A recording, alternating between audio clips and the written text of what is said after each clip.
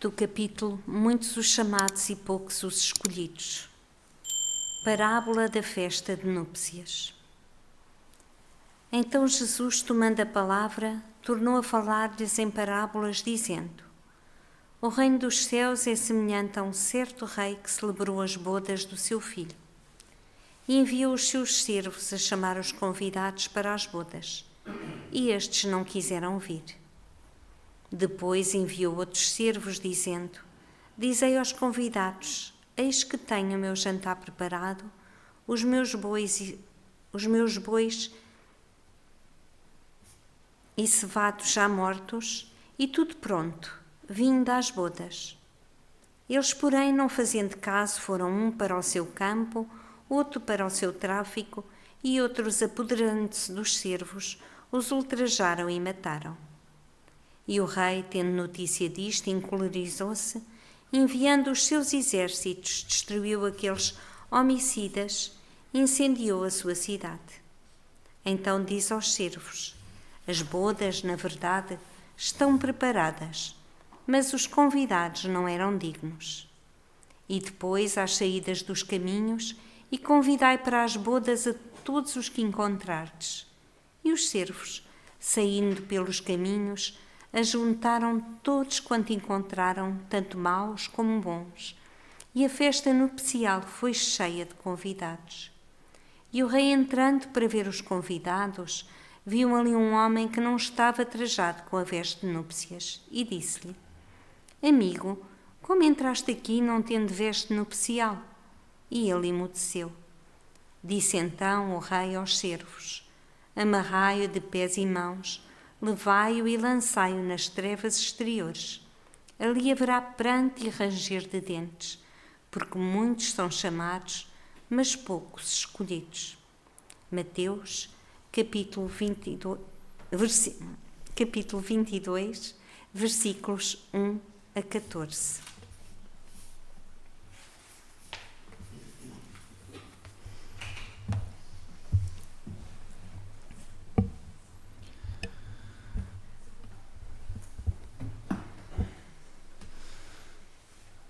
Estando nós num processo evolutivo que é interminável,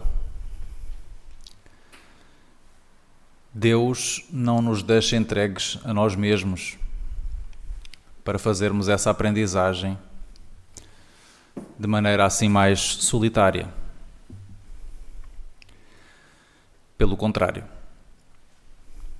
Então, da mesma forma que nós aqui na Terra, apesar das nossas imperfeições enquanto civilização, já temos o cuidado de ensinar as nossas crianças, os nossos jovens, até mesmo os adultos, no sentido de partilhar com eles a nossa experiência, para que eles possam adiantar-se com segurança e evitando determinados erros desnecessários. Deus não poderia ser diferente, porque, aliás, todo o amor que nós já somos capazes de demonstrar do ponto de vista da orientação e da educação é inspirado no amor de Deus, embora nós nem sempre tenhamos consciência disso. Porque Ele é a fonte do amor. Logo, toda a expressão de amor que nós já somos capazes de demonstrar, Deus possui em grau superlativo. Então, nós estamos num processo evolutivo que é conduzido, orientado. Nós não estamos assim entregues, passa a expressão, ao Deus dará. E embora haja espaço na evolução do espírito imortal para o processo doloroso de tentativa e erro, esse está longe de ser o único mecanismo de aprendizagem. Porque se assim fosse, nós estaríamos com certeza pior do que estamos. E precisaríamos, talvez, de muito mais tempo para acertar e consolidar o acerto. Então, este Deus que é Pai amoroso, em todas as épocas da humanidade, tem oferecido a nós, espíritos imperfeitos, outros espíritos mais evoluídos, mais adiantados, que já passaram pelas nossas experiências, para que eles nos sirvam de orientadores.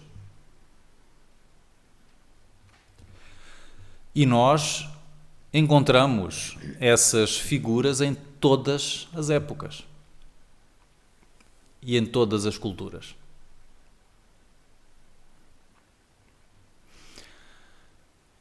O nosso grande desafio é aprendermos a seguir. Aprendermos a seguir. A permitirmos-nos sermos orientados e a discernir quem são os verdadeiros orientadores. Quem são os verdadeiros orientadores? Porque uma característica que revela, que define a nossa inferioridade relativa, é justamente o nosso orgulho. Que nos coloca numa posição de quem acredita que sabe tudo. E que não precisa que lhe digam qual o caminho mais seguro e mais conveniente. É a postura de quem sabe tudo. Então podemos fazer aqui a analogia com o adolescente, que chega a uma altura em que acha que sabe e começa a desconsiderar os conselhos, as orientações dos pais e dos mais velhos e segue o seu caminho. Algumas vezes esse caminho pode dar certo, muitas vezes nem por isso. E muitas vezes chegam à conclusão mais tarde que afinal os pais tinham alguma razão. Mas até lá, até chegarem a essa conclusão, batem com a cabeça. E nós, que já passámos essa fase, também fizemos isso, em maior ou menor grau. Passámos por essa experiência. Ora, se isto acontece no nosso desenvolvimento físico, aqui na Terra, também acontece do ponto de vista espiritual. Em que a partir do momento em que o espírito adquire consciência, razão, livre-arbítrio, capacidade de discernir e de escolher, e acolhe em si mesmo esta ideia de que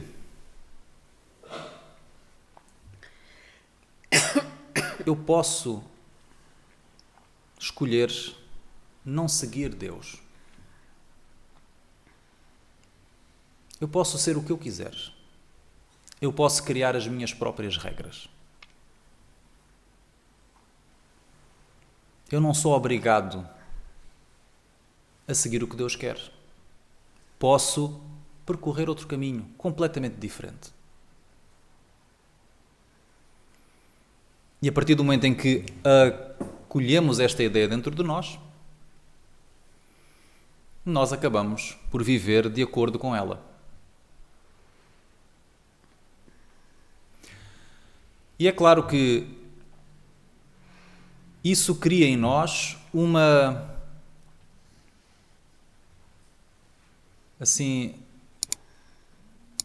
uma maior impermeabilidade a qualquer orientação que venha no sentido de nos ajudar.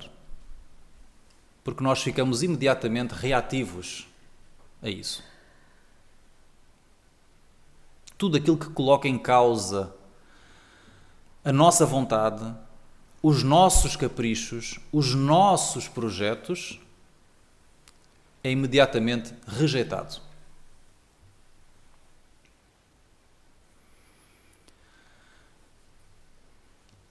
Quando observamos a forma como nós, naquela época, lidamos com Jesus,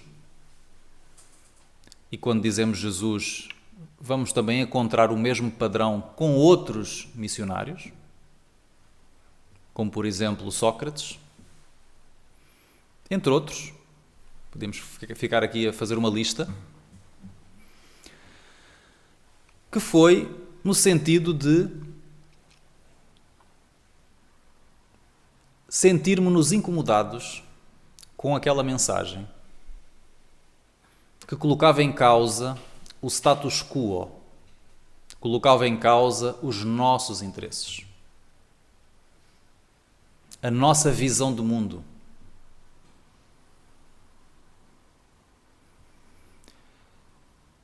E então esses missionários acabam por ser levados, condenados à morte. Nós não tivemos estrutura nem capacidade de acolher, receber os seus ensinamentos naquela época. Então esta parábola conta sobre este padrão, esta experiência, que é Deus, aqui enquanto o rei, que preparou umas bodas.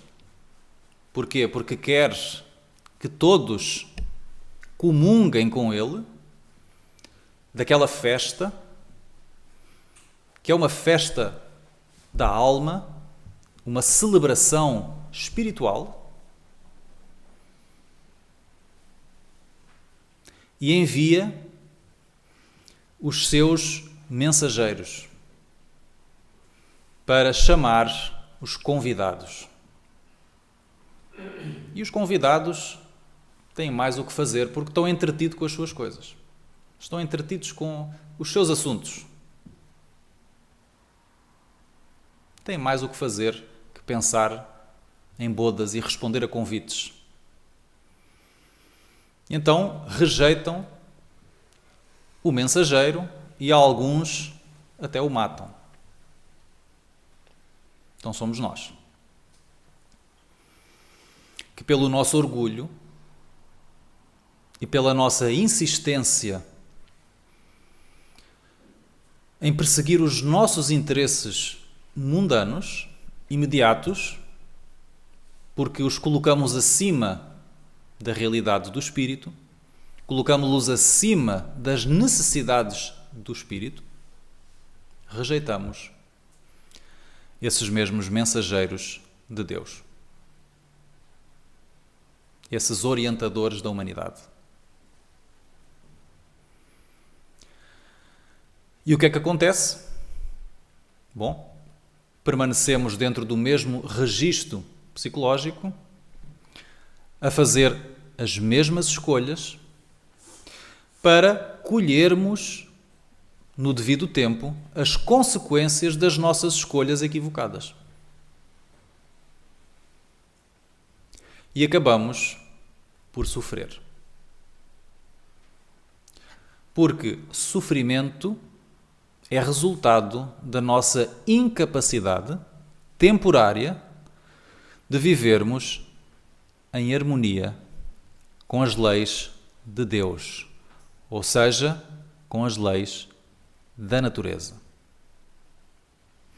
Quando pensamos em leis da natureza, geralmente pensamos nas leis que a ciência tem transmitido, da química, da física, da biologia, etc.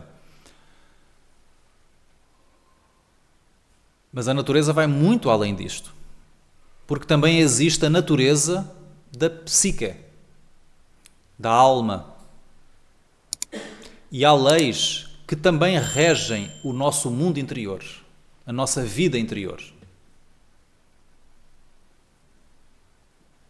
E a psicologia hoje, entre outras ciências do comportamento, do cérebro, etc., vão começando a alcançar algumas dessas leis.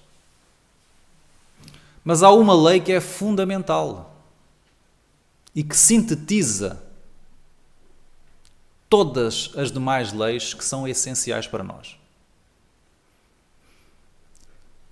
E que Jesus resume na lei do amor.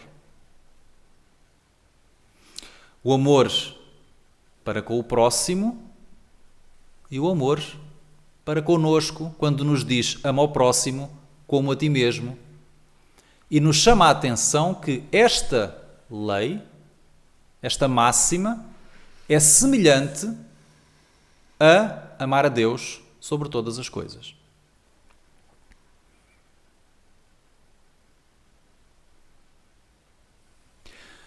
Então, se o amor é uma lei, cada vez que nós atuamos de maneira contrária ao amor, ou seja, de maneira egoísta, pensando apenas no nosso bem-estar, agimos com ódio ou indiferença, causando mal, prejudicando o outro, nós estamos a violar uma lei que ainda não existe nos códigos humanos, mas que vigora na vida. E quando nós a transgredimos, nós sofremos as consequências. Mais tarde ou mais cedo, das mais variadas maneiras, de acordo com o tipo de transgressão que causamos. Quando nós sentimos ódio por alguém, isso coloca-nos num determinado estado de espírito. E mesmo que esse ódio não se traduza em ações concretas, o simples facto de nós alimentarmos esse estado interior faz-nos sofrer. Faz-nos sofrer. Porque nós estamos tudo menos tranquilos, serenos e de bem com a vida. A nossa mente fica presa naquele indivíduo e naquele gesto que ele nos causou, que ele teve para connosco e que causou em nós esse sentimento de ódio e de muitas vezes desejo de vingança e retaliação. E enquanto nós permanecemos nesse estado de espírito, nós não estamos bem. Então é só um exemplo para ilustrar como, quando nós desrespeitamos esta lei, nós sofremos. E é claro, se nós passamos do pensamento ao ato, o sofrimento será ainda maior. Porque poderemos receber a retaliação do outro. E mesmo que não recebamos a retaliação do outro, receberemos, de certa forma, uma reação da própria vida, que nos irá mais tarde ou mais cedo devolver aquilo que nós fizemos.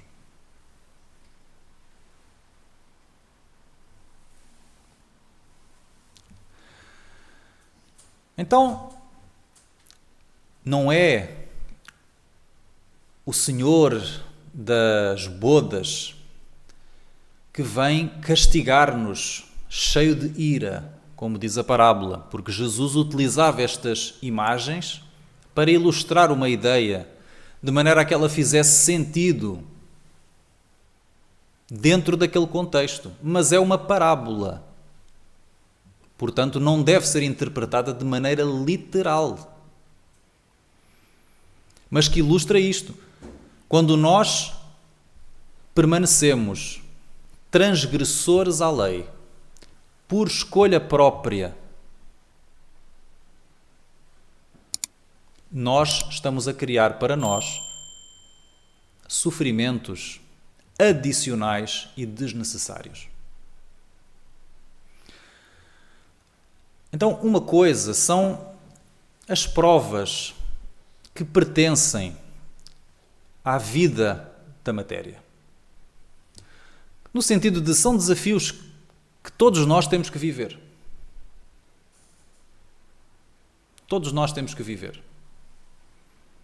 Todos nós precisamos resolver vários problemas enquanto estivermos aqui na Terra. Como nos relacionar com determinadas pessoas que são diferentes de nós, a começar pelo lar, pela família. Como lidar com a questão do sustento. Temos que trabalhar, temos que fazer escolhas, temos que muitas vezes, enfim, fazer tarefas que não gostamos, mas que somos obrigados a isso pela força das circunstâncias, porque precisamos ter um ganha-pão. Poderemos ter que sustentar outras pessoas. Vamos ter que lidar com a doença, porque o corpo é frágil. Poderemos ter que lidar com a doença do outro e ser chamados a cuidar, a oferecer apoio. Vamos ter que lidar com a morte, com a perda. Vamos ter que lidar com todas as adversidades do ponto de vista exterior, do meio em que estamos. Provas atrás de provas, atrás de provas.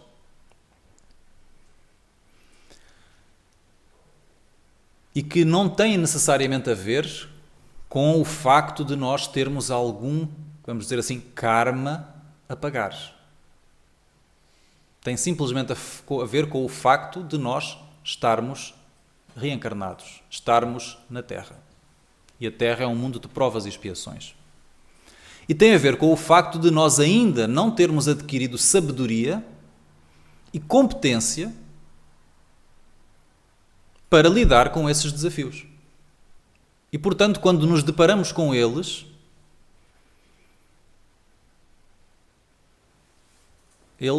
é como se nos puxassem o tapete.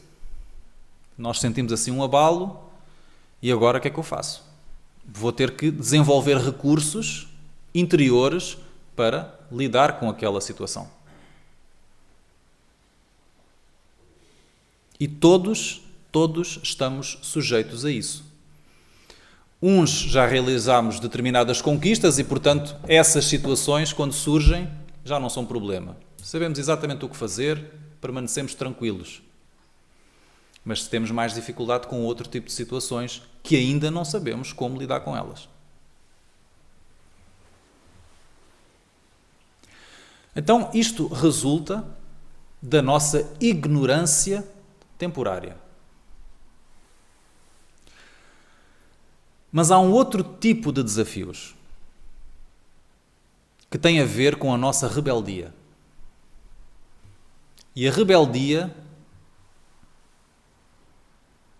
já é característica daquele que já tem uma noção do que está certo, já tem uma noção daquilo que deve fazer, já tomou contacto com a orientação, já ouviu, mas decide não fazer. Decide permanecer como está. É aquele que já não é totalmente ignorante. Já não é totalmente ignorante. Já sabe qual é o caminho, mas decide não percorrê-lo. E, portanto, vai cometer um outro tipo de erros, que já não é o erro apenas da ignorância. É o erro de quem se compraz no mal. De quem se compraz no próprio erro. É a mesma diferença entre aquele que experimenta uma comida pela primeira vez e a comida cai-lhe mal. e que provoca um mal-estar. Na segunda vez ele já diz, isso eu não como. Porque eu experimentei uma vez e já percebi que não é bom e, portanto, eu não faço mais. E o outro que come, gosta muito, mas passa mal, e no dia a seguir, bom, eu vou continuar porque é bom, e depois logo se vê. E permanece naquele hábito. Insiste. Já tem conhecimento, mas compraz-se no erro. Então, nós hoje temos muita informação e conhecimento das consequências de determinados hábitos que temos. Do fumar, do beber, de determinados hábitos alimentares, etc, etc, etc. Isso não é suficiente, em muitos casos, para nos fazer mudar o comportamento. Nós continuamos a fazer aquilo. E sabemos que vai-se fazer mal, sabemos que não nos convém, mas mesmo assim, nós vamos.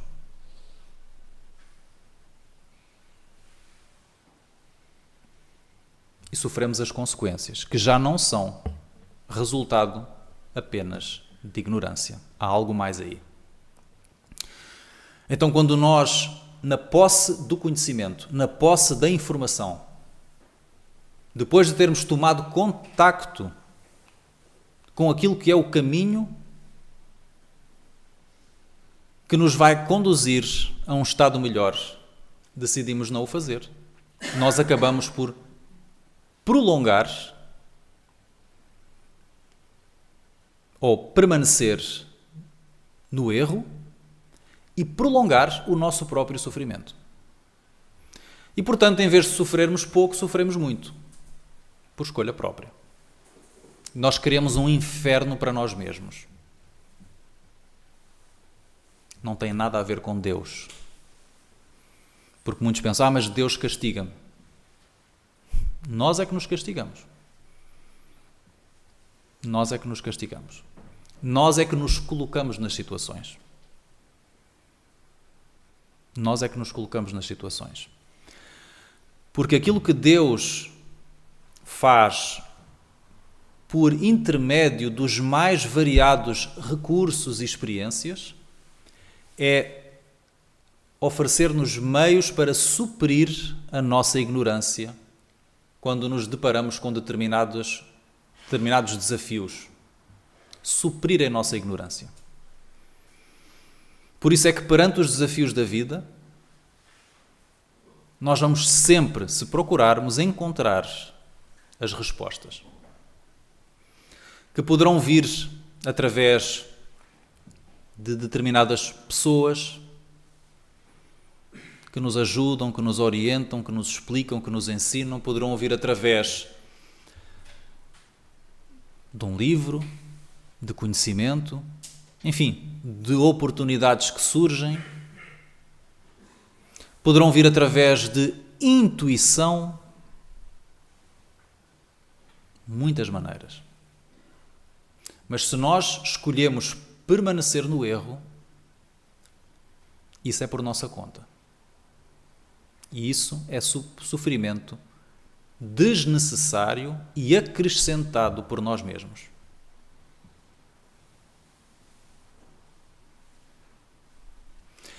Agora, há também aqueles que, perante determinadas orientações, determinados caminhos, nomeadamente aqui religiosos, cumprem as regras. Procuram fazer tudo certinho, ali by the book, cumprindo o ritual, cumprindo a letra, na esperança de ter um lugar no banquete.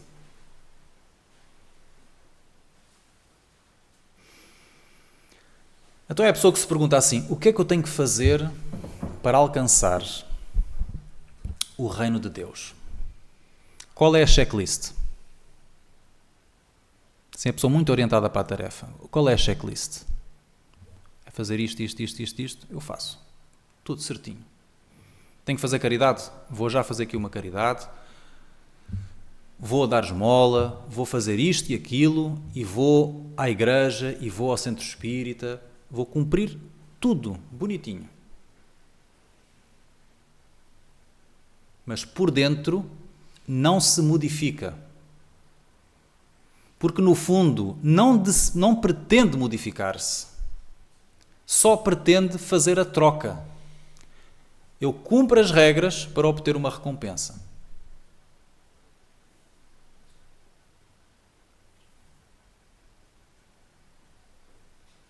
Mas eu não estou à procura de crescer. Eu não estou à procura de me modificar. Eu só quero a recompensa. Eu quero comprar o amor de Deus. Mas eu não estou disposto. Não estou disposto a lidar com a incerteza de amar alguém verdadeiramente. Que implica respeitar o outro no seu tempo. Respeitar as diferenças. Aceitar que o outro não vai fazer tudo o que nós queremos. E como eu não sei e não quero estar nesse processo de relacionamento de aceitação incondicional do outro e de Deus, eu tento criar um atalho, que é o que nós fazemos às vezes uns com os outros. Que é o que é que eu preciso fazer para conquistar aquela pessoa? É oferecer-lhe um ramo de flores? É fazer assim uma demonstração de amor assim hollywoodesca? Comprar um anel de diamantes? Levá-la numa viagem? É o quê? Eu faço. E o que é que eu espero em troca? Que a outra pessoa agora seja aquilo que eu quero que ela seja e que me ame. E é claro que isso não funciona. Isso não funciona. Porque as relações são muito mais complexas do que isso. Mas há muitos que procuram estabelecer esse tipo de relação com Deus.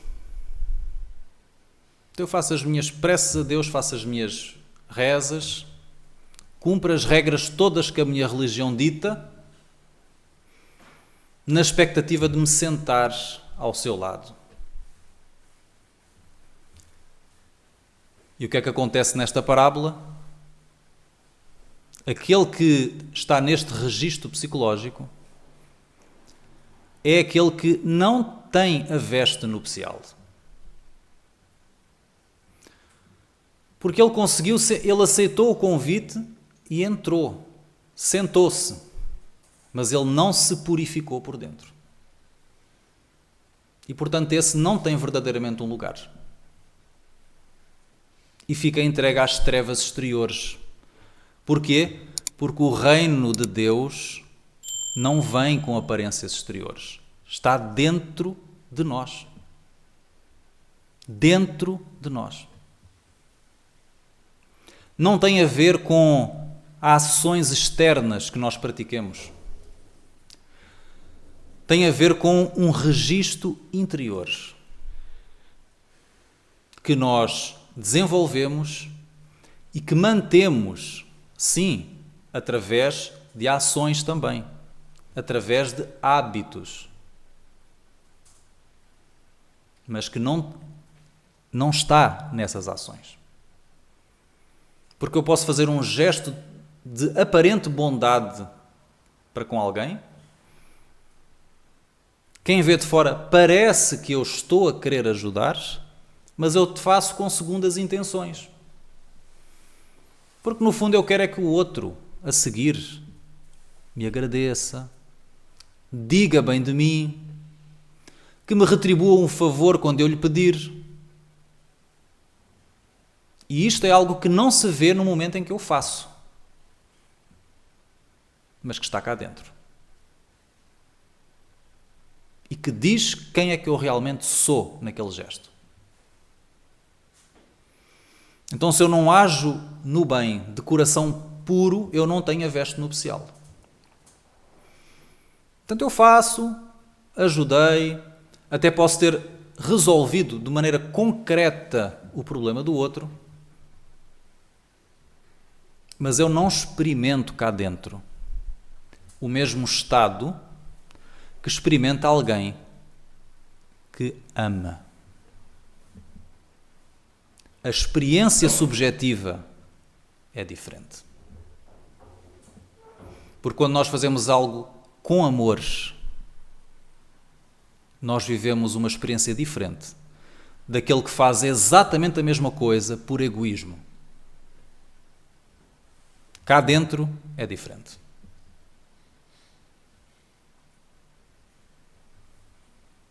Porque o reino de Deus é uma experiência interior. É uma experiência subjetiva. Não se vê, sente-se. Está dentro de nós. E, portanto, o convite de Deus é para nós desenvolvermos essa experiência, ajustarmos, amadurecermos a nossa maneira de pensar, a nossa maneira de viver, de conviver, de nos relacionarmos uns com os outros e a nossa maneira de sentir para podermos alcançar essa experiência. E passarmos a viver nessa experiência. Para sempre. E aí nós vamos experimentar a verdadeira felicidade. Que não tem a ver com o que é que eu conquisto por fora, o que é que vem de fora para dentro, mas tem a ver com o que é que eu vivo dentro de mim. E aqui não há como falsificar. Não há como falsificar. Nós podemos falsificar para os olhos físicos, mas não poderemos falsificar para o espírito. Nós até podemos enganar os outros, que olham para nós e dizem: uau, que espírito evoluído, ajuda tanto os outros, fala tão bem. E cá dentro vivemos a experiência do egoísta, que ajuda os outros para ser visto e que fala bem para impressionar. Não para ajudar, para impressionar, para aparecer nas redes sociais, para desenvolver reputação.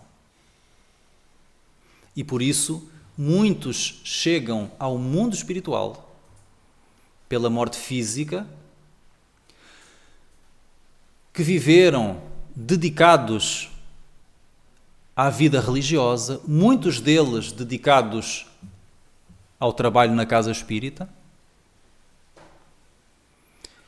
e dão por eles do outro lado, profundamente desapontados pela condição em que lá chegam. Porque dedicaram muitas horas a cumprir tarefas e pensavam que isso era suficiente para evoluírem. Fizeram muito por fora, mas muito pouco por dentro. Cumpriram tarefas, mas não se transformaram na tarefa. Porque não basta fazer, há que cuidar do modo como fazemos, do sentimento e da intenção com que fazemos.